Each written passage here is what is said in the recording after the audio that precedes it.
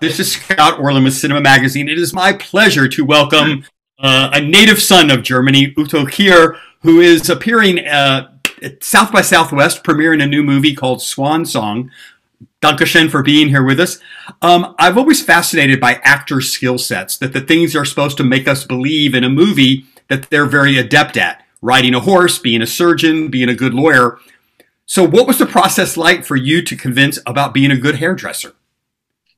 Well, es ist nicht der Friseur, sondern es geht darum, in der Geschichte, er ist jetzt ein alter Mann, der im Altersheim ist und dann kommt, aber er war sehr berühmt, als er jung war, in Sandusky, das ist eine Stadt in Ohio.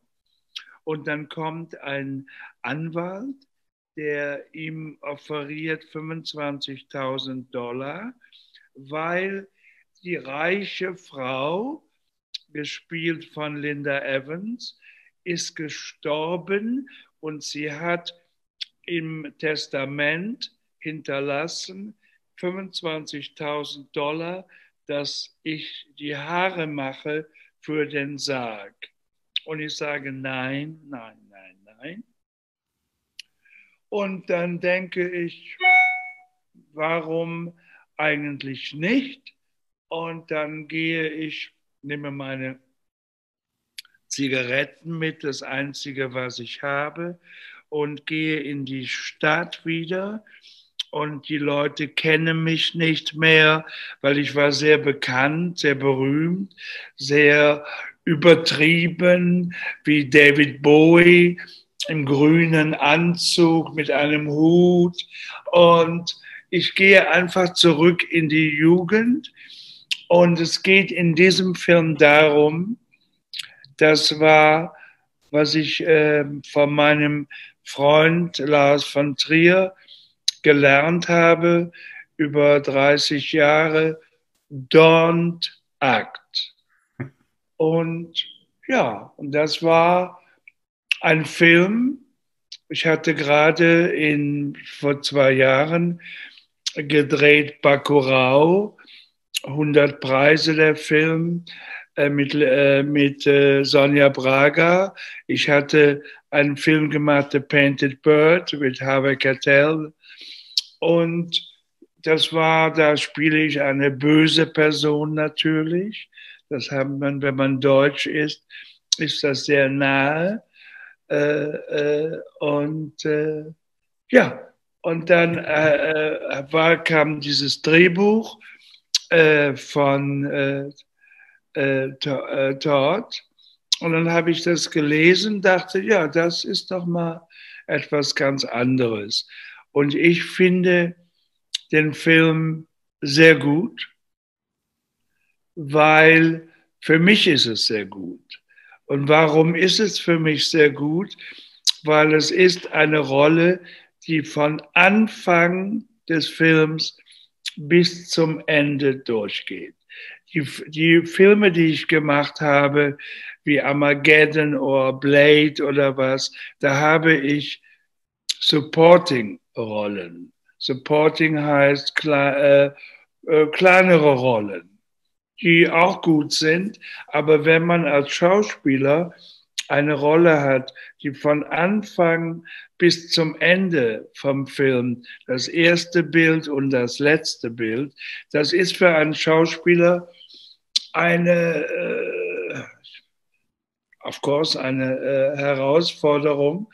Aber es ist natürlich auch, wenn es gelingt, ist es sehr, sehr gut. You mentioned before about the outfit, the hat, and whatever. And there's an old expression, the clothes make the man. So with that pantsuit, it becomes this symbolic armor, so to speak, for your character, the second half of the movie. How much of a process was it finding just the perfect thing to wear? What kind of process did you go through?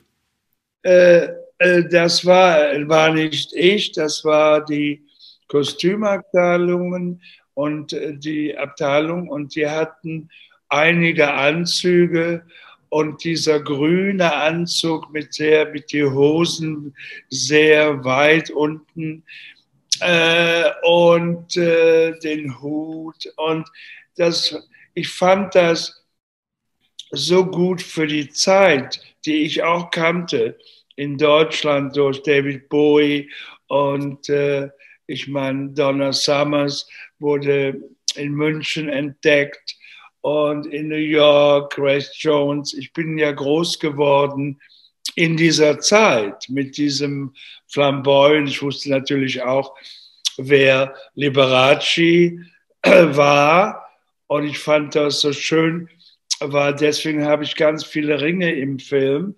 Bei Liberace gibt es eine Aufnahme, ein Video, wo er in Las Vegas alle Ringe anhat und am Publikum die zeigt und sagt, you bought them for me. Also ihr habt die für mich gekauft. Und deswegen trage ich auch so viele Ringe. Es gibt einfach, ich hatte keine Figur, die ich gespielt habe, sondern ich habe auch Leute kennengelernt, die den echten Pat kannten und die haben mir über ihn erzählt, was er gemacht hat, wie er sich bewegt hat und wie er getanzt hat. Und das habe ich zugehört und dann einfach ist das einfach gekommen. Aber es ist nicht irgendwie gespielt, sondern es war die Situation. Ich habe einfach die Situation gelebt. Also nicht jetzt, ach, jetzt muss ich das machen, jetzt muss ich das. Ich musste gar nichts machen, sondern einfach in meine Jugend zurück und durch die Stadt laufen, mir die Stadt angucken. Einige Leute haben mich erkannt, wie zum Beispiel die Frau im Second-Hand-Store, die mir ja auch diesen Anzug dann geschenkt hat, diesen grünen und den Hut. Und ja, es war ein Abenteuerreise ohne Ambition, einfach auch in den Friseursalon von einer meiner Friseusen zu gehen, die jetzt Nummer 1 war. Keiner kannte mich mehr.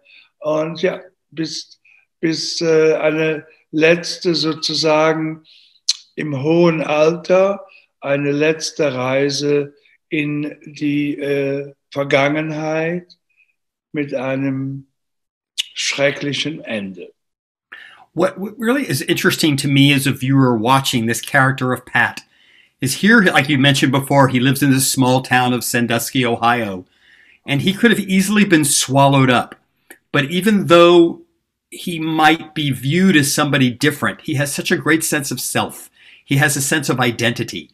And I was wondering for you, when you were growing up, how strong was your own sense of self, even when the outside world may have thought of you as something different? Weil, ja, das weiß man ja, steht ja IMDb. Ich bin Ende des Krieges geboren, 14. Oktober 1944, in einer sehr schlechten, armen Zeit aufgewachsen. Ja, und dann in die Schule gegangen, habe eine kaufmännische Lehre gemacht und bin dann nach London gegangen. Und in London, um Englisch zu lernen, weil wir hatten kein Geld für die Hochschule. Und ja, und wurde dann entdeckt für einen Film. Ich wollte nicht Schauspieler werden, nie. Und dann hat mir das gefallen und ich bekam Angebote von Wien, einen Film in der Hauptrolle, Schamlos. Ja, und ich fand es sehr schön, wenn man als armer junger Mann so viel Aufmerksamkeit bekommt. Ja, da habe ich mich entschieden, Schauspieler zu werden und habe dann viel Glück gehabt in meinem Leben.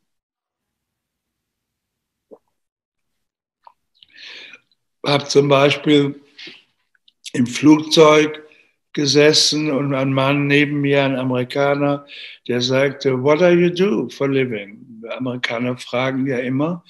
Dann habe ich gesagt, I'm an actor und zeigte ihm ein Foto sofort. Und dann hat er gesagt, interessant, gebe mir mal deine Nummer oder ihre Nummer. Hat sie in seinem Pass geschrieben. Und dann habe ich gedacht, in seinen Pass. Und dann habe ich gesagt, was machen Sie denn? Sagt er, ich bin der Regisseur von Andy Warhol. Und Andy Warhol war in dem Moment sehr im Gespräch in Deutschland. Und dann kriegte ich ein paar Wochen später einen Anruf. Hey, it's Paul from New York. You remember? We met in the airplane. So, yeah. That I'm making for Carlo Ponti Frankenstein in Sweden. And I have a little role for you. And I said, oh, great. What do I play? Sagt er, Frankenstein. Dann habe ich Frankenstein gespielt, dann direkt danach Dracula. Ja, und so ging das. War in Berlin und dann kam ein junger Mann und sagte, hello, my name is Gus von Sant. I have a little film here I made for $20,000, but I will make a film with River Phoenix and Keanu Reeves in America, my own private Idaho, and I want you to play. Und dann habe ich gedacht, ach ja, die reden immer so viel, Festival. Aber er hat nicht geredet, er hat mich nach Amerika geholt. Ich habe mir die Arbeitserlaubnis beschafft und ich habe meinen ersten Film in Amerika gemacht, war auch Private Idaho, kam zurück zur Premiere und dann haben Leute gesagt, warum bleibst du nicht hier? Habe ich gesagt, nein. So, da habe ich mich aber doch jetzt bin ich 30 Jahre hier. Okay, your recording froze, so I'm not really sure what happened. But I'll do a last quick question for you, and maybe at least we'll have the audio, but maybe we'll get the video back. I love Pat's journey through Sandusky to find that quintessential product that he needed. Did you hear? Yeah, I can hear you. Yeah. That Pat goes through the streets of Sandusky looking for that hair care product. He needed that one product more than anything else to be able to complete his job. Is there anything like that in your own personal regiment that you cannot do without? No. I mean, Vivante was a business. He was looking for. How long did you hear me when I was talking? Because I could hear the whole thing. You just froze for about 10, 15 seconds. But we still have you. We still have you. Okay, no, it's like, no, it's not. I don't need any product. It's my living. No. And okay, then let me ask a last question for you, and then I'll let you go. What was really poignant about this story is about aging and a personal journey. Has aging been a positive process for you? I mean, some people don't like to get older. Other people feel like they find themselves, especially as actors, they're able to grow into so many other richer parts. Have you found as an actor, as you've gotten older, the parts have become more interesting for you? No. I'm 76 years old, and this virus has had something positive for me. I had time to think. So the last year I didn't want to make, I made one movie which was in Sundance, The Blazing World. I had time to think what I did, and I became a gardener. I have the garden there. Mm-hmm. And I became a gardener. I hope you hear me. Yes, yes. You're all good. Can you hear me? Yes, all good. I became a gardener, and time thinking what I did and what I'm to do.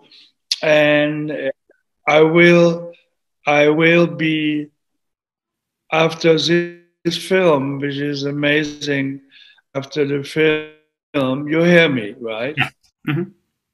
Yeah, that's Can good. you hear me? No. Yes. Yes, everything's good. I think we may have just lost you then. Well, Udo, thank Thank you so much. I appreciate your time. The movie is called Can you Swan hear me? Song. Yes. And this is Scott. Can you hear me? Yes.